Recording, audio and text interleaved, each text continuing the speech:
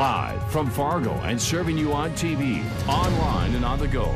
This is Valley News Live 10 at 10. Dangerous weather rolls through parts of the valley tonight near Langdon. One farmer says he watched a couple of his grain bins blow over. Steve Kakala lives about a mile and a half from Langdon, which is in Cavalier County, one of several counties that had rain, hail, and strong winds. He joins us live on the phone. Steve, you watched 2 bins blow over, but you lost more than that. Tell us about it, please. Yes, it was devastating. I had 10 bins in a row. They were anchored down. Yeah, they're completely demolished. It did actually leave a couple, 3 still standing, but the force of the wind crushed the front of them in even. They were regular steel hopper bins, so it was pretty bad. Give us an idea, how big, how heavy are these grain bins?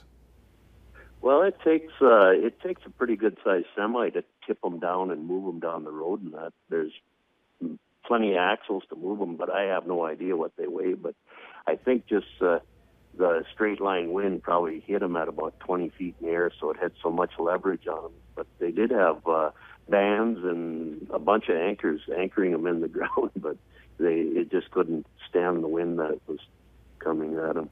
And Steve, can you tell us a little bit more about where you were when the storm hit? Well, it was kind of crazy. I saw the clouds coming kind of from the northwest from Wales, and one of my Facebook buddies said that they had trees go down in their yard. Well, I kept watching those clouds, and then they really started roaring, and I took pictures, and a lot of people told me to take cover, so I just headed out of the yard, and then I decided to come back, and that's when I saw the last 2 bins go over. So I was pretty close to when it happened anyway. Glad you're laughing about it, Steve, or at least have a sense of humor about it. You live about a mile from Langdon. Glad to hear you're safe. Steve Kakala. Yeah. Steve Kakala, thank you for talking with us.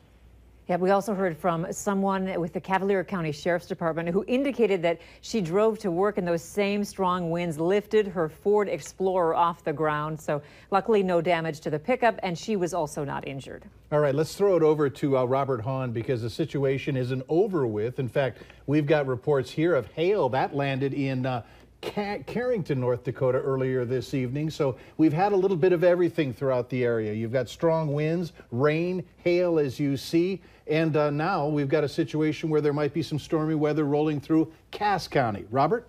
Yeah, we've got some numerous strong storms out there. The good news is, I want to show you the Northern Valley first. All the warnings up in the Northern Valley, they've either been expired or canceled, including the storm that earlier caused the damage out over towards Cavalier and Pembina counties. So that storm has weakened. However, we still have a couple of very strong storms making their way through southeastern portions of North Dakota, including that storm in Stutsman County with reports of golf to tennis ball sized hail. Now, earlier this evening, if we can go ahead and pull up the radar here, let's see. This particular storm south of Findlay earlier, if we can pull up the video that we shot earlier from our tower cam when this storm was in southern Griggs County. A possible tornado was making its way through Griggs County. There have been a couple of reports of a brief touchdown in that area. So this was the storm as it made its way through southern Griggs County earlier. The tornado warning on that, however, the storm has significantly weakened. If we can go back to radar, that storm has weakened, and the tornado warning with that particular storm has been canceled. If we can go ahead and go back to the radar.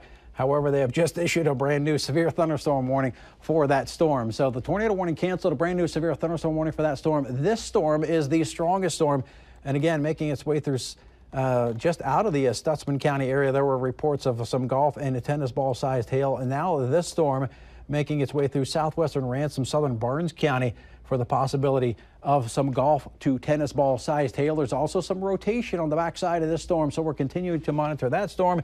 And real quickly, we'll get you the information on the brand new severe thunderstorm warning that includes northwestern Cass County, as well as southwestern Trail, northeastern Barnes, and southern Steele County. That goes through 11 o'clock for the possibility of some quarter-size hail. That moving to the southeast at around 35 miles per hour. If these hold together, they're going to move right on through the Cass County area, including here in the Fargo-Moorhead area. So we'll continue to monitor these storms as we head through the show. Until then, let's head it back to you guys at the desk. All right, Robert, we'll come back to you in just a few minutes, so don't go anywhere. Here's some advice. Be sure to download the Valley News Live Storm Team weather app to get the latest forecasts, conditions, and follow the radar live. Just search VNL Weather in the App Store and download it for free. In other news tonight, authorities say a Minnesota man is dead after a boating accident on Long Lake, north of Fergus Falls. Officials say they were called out just after 11 yesterday morning after people reported pulling a man out of the water and seeing a boat circling the area without a driver. 68-year-old Jeffrey Johnson of Fergus Falls was taken to Lake Region Hospital, where he was later pronounced dead. The coroner's report lists the cause of death as an accidental drowning. If you're like most parents, you probably figure once your child is done swimming, his or her risk of drowning is over. However, that's not the case. Dry and secondary drowning can happen hours after your child has been out of the water. It recently led to the death of a young Texas boy. Valley News Team's Cornelius Hocker shares what you need to know to keep everyone in your family safe this summer. When you can't beat the heat, a dip in the pool to get yourself cool may be in order. While having fun, protection from the obvious dangers are in plain sight. But what about those not so obvious ones like dry and secondary drowning? If there is a rescue, whether it's at the pool or at the lake, wherever they might be, you want to watch to see if there's excessive coughing, if there's vomiting well afterwards, nausea, like being overly sleepy. In these cases, you're probably going to want to go to the doctor just to make sure that everything's okay.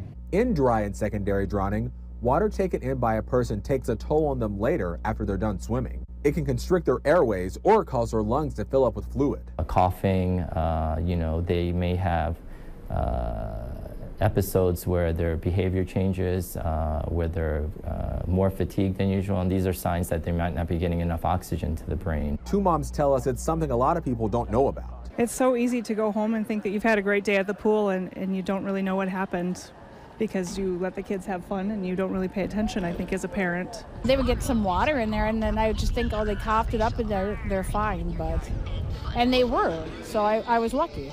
And though dry and secondary drownings are rare, it does happen. The family of a Texas boy named Frankie Delgado is sharing their tragic story of his death due to this rare phenomenon, hoping that this won't happen to any other family out there. I believe he's in a better place. I believe my son's an angel. Dry drowning, let's bring that out and to the world and let everybody know that this exists. That's all I'm trying to do, is just spread awareness, because you know what, I don't want nobody to go through what we're going through. No. Cornelius Hawker, Valley News Live.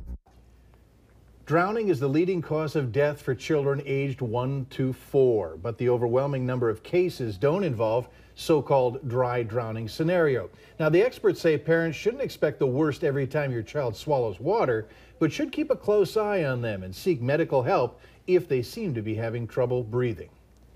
The woman who had to jump out of the way to avoid getting hit by a crash says she's thankful to be alive.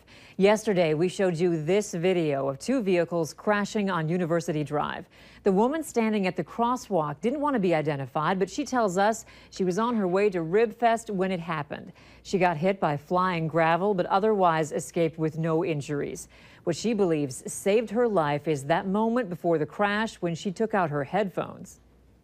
I think my saving grace was that I could listen to what was going on. As a pedestrian, you always want to be aware of what's going on around you. Yes, people are supposed to yield for you, but just because you're on the sidewalk doesn't mean you're safe. Neither of the drivers in the crash were hurt. An out-of-control school bus crashed in Minneapolis yesterday afternoon. It was all caught on video. Police say the bus apparently hit at least one vehicle before crashing into a lawn. They also say the driver of the bus was suffering a medical condition at the time. There were no kids on board the bus at the time of the crash, and it remains under investigation. St. Anthony, Minnesota police officer Geronimo Yanez broke down crying today as he testified in his own defense, saying he never wanted to shoot Philando Castile. Yanez said he was scared to death and thought he was going to die. He said he thought of his wife and baby daughter. He said, quote, "I had no other choice. I was forced to engage with Mr. Castillo." Yanez is accused of manslaughter and dangerous discharge of a firearm after shooting and killing Castillo last July. Para-athletes had the opportunity today to take part in the 20th Special Olympics in North Dakota. This all taking place today at Davies High School. Athletes from all over the state gathered to compete in events like volleyball, weightlifting, bocce ball, and other sports. Each year, more than 1,600 athletes participate in Special Olympics programs in North Dakota with the help of over 5,200 volunteers. And for athletes like Heather Martell, competing is about more than earning medals. We can do anything we want, and don't, like I said, don't put our disabilities in front of us, because that's not what it's about. It's about just being like everybody else. Special Olympics of North Dakota's closing ceremonies are scheduled for tomorrow, and the community is welcome to attend.